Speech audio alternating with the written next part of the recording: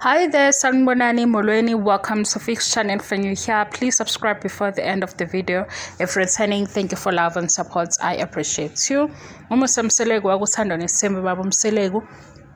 Unqoma unkosikazi wesithathu okuMakhumalo ngomsebenzi lo awenzayo. Makhumalo be-invithiwe komunye umasipala ezokhuluma ngamabhizinisi i-topic bekuyinto ephathelene namabhizinisi.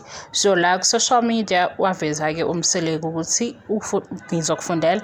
We are humbled and proud the woman you have become. Your wisdom and humility keeps on shining. You spoke profoundly. Sithi siyabonga kakhulu to people who invited you, to women in business empowerment. Make keep up the Mseleku legacy. Nizwile-ke guys. uMakhumalo uyenza umsebenzi ofana nokumotivate abantu, i-motivational speaker. Uyamema emcimbini wakho, ngaba ukuthi luphi uhlobo lomcimbi owenzayo, uzofika nje enze lokhu adume ngakho. Uyahlabelela-ke futhi ibonus leyo. Okunye sizwile ukuthi kunebhizinisi ley'nwele elizayo elizoqala uMakhumalo. Silindile mhla kuvela usuku ukuthi nazi iy'nwele zamakhumalo. Sengiyobe sengiphithizela la ngikutshela ukuthi nazi iy'nwele zikanokusho, yenzani njalo bomama bosisi ni-ode inwele. Okwamanje-ke angakaboni indaba yebhizinisi because ngakutshela ukuthi ngizokunikeza kwenzeka kuThando Nes'thembu kuyi-show, uphinde futhi ngikunikeze i-update lokho abakuveza ku-social media.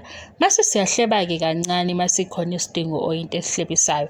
Lana-ke halala kuMakhumalo siyabona ukuthi kulobu nje ethikha kwi-list kuningi kuyavela, uyabizwa napha nangapha, okuyinto-ke esincomayo. Sengithi ngapha nangapha njengecula, okuyinto-ke esincomayo. Akukho-ke okunye bancele, akukho okunye bogogo nomkhulu. I-update lena, uMseleku uncoma unkosikazi wakhe wesithathu. Ningabe-ke seniba nepolitiki. Umsebenzi kaMakhumalo lo, so uMseleku umncoma ngokomsebenzi wakhe. Nina nifike nibe nepolitiki, ngizonitshela ukuthi why ipolitiki yenu ivela lapho nokuthi ngikuthathe lapho uthi nepolitiki. Kodwa-ke ngiyabonga isupport, ngiyabonga uthando, ngiyabonga angiqedi. Bye bye.